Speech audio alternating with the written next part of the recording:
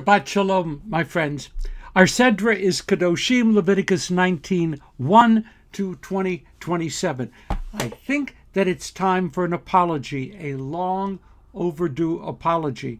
For close to 6 decades, I have not had any deep sense as to what is going on in the book of Leviticus. Except for the magnificence of this week's Sedra, Kedoshim, I have treated the book of Leviticus as something to be moved through quickly.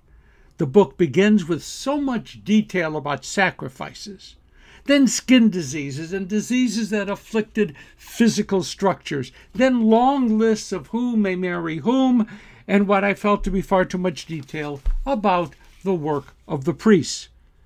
There were transcendent passages calling for us to be holy, Kedoshim Tihiyu, but there were also passages that reflected some very dismal attitudes about human sexuality. During some very painful callow periods, I estimated that the good stuff in Leviticus was but a tiny percentage of its 27 chapters. I was also heard to say that if much of Leviticus would be excluded from our weekly Torah readings, the Torah would stand taller and be far more appealing. But then, through the gracious intervention of biblical scholars whom I trust and deeply respect, and through the writings of the renowned anthropologist Mary Douglas, especially her Leviticus as Literature, recommended, I have come to see the error of my youthful days. Douglas writes, the more closely our text is studied, the more clearly Leviticus reveals itself as a modern religion, legislating for justice between persons and persons, between persons and God, and between people and animals. I have learned to notice that so much does not appear in Leviticus. It teaches a strict monolatry in which only the God of Israel has only real power.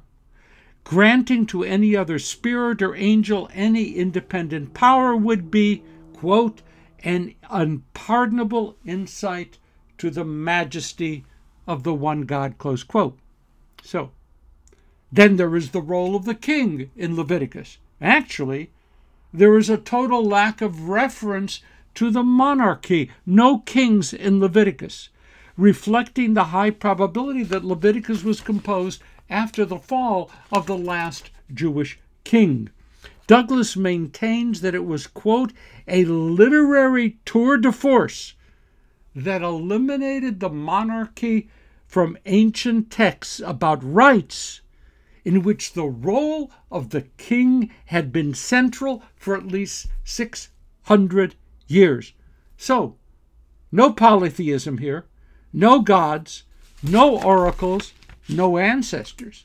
Leviticus rules out any role for ancestors which other religions claimed had become or would become spiritual beings with real power over our world. Also, no demons, no healers, no magic. Douglas deeply admires the authors of Leviticus who presented a religion as if it were in its original form and yet managed to purge it of many of its core elements.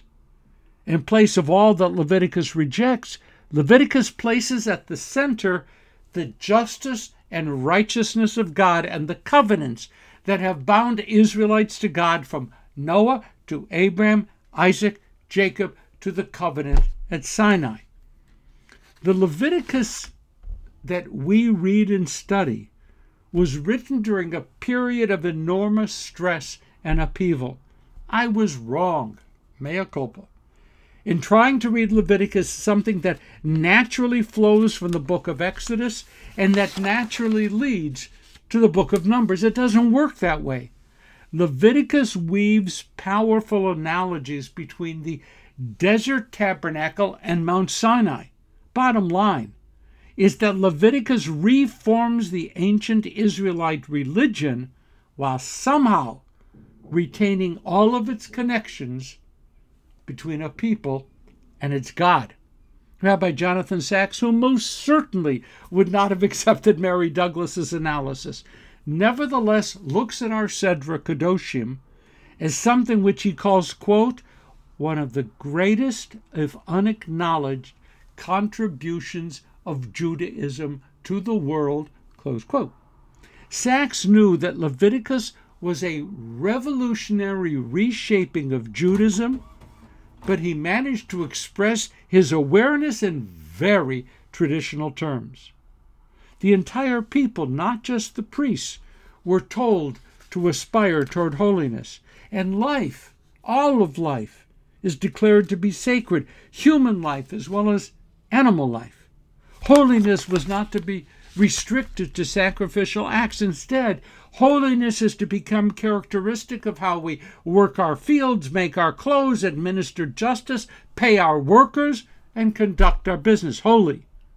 This is the very same revolutionary reshaping of Judaism that Mary Douglas noted. But for Sacks, the revolution smoothly flowed from all that had come before.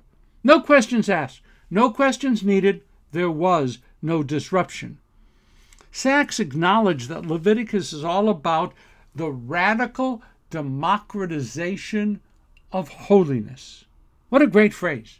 Radical democratization of holiness. For Sacks, when God is quoted in Exodus as saying to the Israelites, "You will be for me a kingdom of priests and a holy people," this set the stage for the entrance of the idea of the non-negotiable dignity of the human person into Western thought.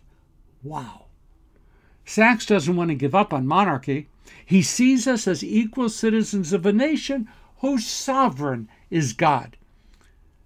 So Sacks himself ghosts the kings of Israel, though he will not come out and say it. But he still sees our text and the entire book of Leviticus as a revolution, albeit somehow a revolution that cannot be understood as breaking with the past. Something like an evolutionary revolution, if there ever could be such a thing. I must admit to smiling a quiet smile when Sacks then went on to embrace rabbinic Judaism as itself both revolutionary and yet nothing other than the natural expression of the Judaism proclaimed at Sinai. Sacks wants it both ways. Such is the power of faith. Kedoshim tihiyu, our Sedra proclaims, live in imitation of how we understand God. Be holy as we understand God to be holy. Hold fast to all the covenants that have come before. Treat all human beings with humanity. Treat animals with respect because they are bearers of life blood. Show deference to the aged. I love that. Show respect to your parents. Preserve sanctity in your sexual relations. Remember that we are not like the nations of the world because we are bound in unbreakable covenants with God. Unbreakable so long as we remain faithful. V'ahavta l'reacha kamocha. Love your neighbor as yourself. And why should we act in such a way? The Levitical revolution makes the answer both simple and clear. Ani Adonai Elohechem, because I am the eternal, your God. We know no other reason but that. So I have confessed the errors of my youth. Leviticus will never be as much fun as all of the great stories in Genesis, Exodus, and Numbers, but the priestly authors of Leviticus succeeded in moving past a period of political disaster and into what continues to be a long and productive future. Shabbat Shalom. See you next week.